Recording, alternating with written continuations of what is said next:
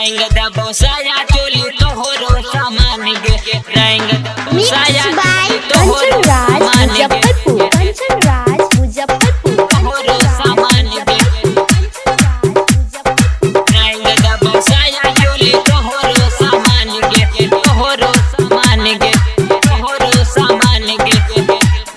Recording by मां काली studio Saharsa. रंग दबो साया चोली तोहरो सामान गे 52 गज के घंघरा पर नहीं गुमान गे 52 गज के घंघरा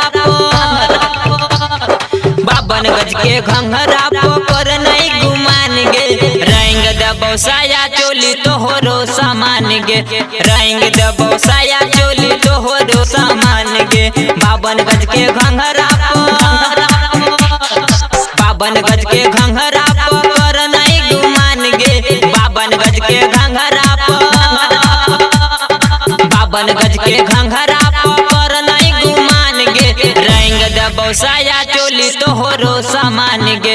रंग दबो साया चोली तोहरो सामान गे रंग दबो साया चोली तोहरो सामान गे रिकॉर्डिंग बाय मां काली स्टूडियो सहरसा। कंचन राज मुजफ्फरपुर रंग दबो साया चोली तोहरो सामान गे रंग दबो साया चोली तोहरो सामान गे होलिया में उच्च ज्यादा बोलने गे बोलिया हाँ बोलने गे बोलिया बोलने गे बोलिया बोलने गे बोलिया बोलने गे बोलिया होलिया